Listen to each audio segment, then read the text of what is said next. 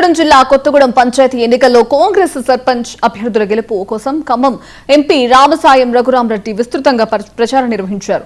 ఈ సందర్భంగా ఆయన సిపిఐ ఎమ్మెల్యే కూనంనేని సాంబశివరావుపై హాట్ కామెంట్స్ చేశారు.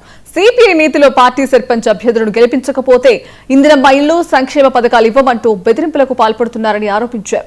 ఇందిరమ్మ ఇండ్ల లబ్ధిదారుల నుంచి లంచాలు తీసుకోవడం దారుణమని విమర్శించారు. రేవంత్ రెడ్డి ప్రభుత్వం సంక్షేమ పథకాలే కాంగ్రెస్ సర్పంచ్ అభ్యర్థుల విజయానికి బాటలు వేస్తాయని ఎంపీ పేర్కొన్నారు. ఈ థర్డ్ ఫేజ్ సర్పంచ్ ఎలక్షన్ సందర్భంగా సుజాస్ నగర్ మండలం పర్యటన నడుస్తుందన్నమాట. ఇవాళ సుజాత్ నగర్ ఆల్మోస్ట్ కంప్లీట్ అయిపోయింది. ఇప్పుడు ఇక్కడ మనం పాత అంజనపురం గ్రామంలో ఉన్నాం అనమాట. ప్రజలకు ఒకటే చెప్తున్నాను, నా సొంత ఓట్ల కొరకు అడగటం లేదు.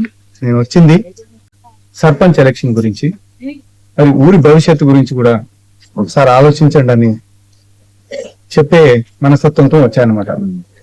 అక్కడ రేవంత్ రెడ్డి గారి ప్రభుత్వం ఉంది, ఇచ్చిన సంక్షేమ పాత ఇస్తూ కొత్త సంక్షేమ పథకాలు మొత్తం కాంగ్రెస్ ప్రభుత్వం ఇస్తుంది. ఇక్కడ కాంగ్రెస్ బలపరిచిన సర్పంచ్ కు ఓటేస్తే పనులు కూడా చురుకు జరుపుతాయని అభిప్రాయంతో అందరికీ చెప్తున్నాను, అందరికి కలిసి చెప్తున్నాను. కాంగ్రెస్ చేసిన సంక్షేమ పథకాల గురించి గ్యారెంటీల గురించి మాట్లాడుకుంటా ప్రతి ఊళ్ళో వస్తున్నాను అనమాట. ఆల్రెడీ రెండో ఫేజ్ అయిపోయింది. అక్కడ బీఆర్ఎస్ కి దగ్గర 3 గ్రామాలే వచ్చినట్టున్నాయి. 50 గ్రామాలల్లా 2-3 సిపిఎం పోయినాయి, 2-3 బీఆర్ఎస్ పోయినాయి.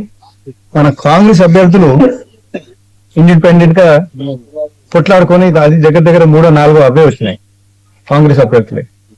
ఇప్పుడు సిపిఐలో కూడా మీరు చూస్తే ఎక్కువ శాతం వాళ్ళు సింహం గుర్తు క్యాండిడేట్లని, అంటే పోయిన పార్లమెంట్ ఎలక్షన్ నాకు చేసిన వాళ్ళకి, కానీ ఎమ్మెల్యే ఎలక్షన్ లో సిపిఐ ఎమ్మెల్యే సాంబశివరావు గారికి వ్యతిరేకం చేసిన వాళ్ళకి సిపిఐ వాళ్ళు సీట్లు ఇచ్చేశారు.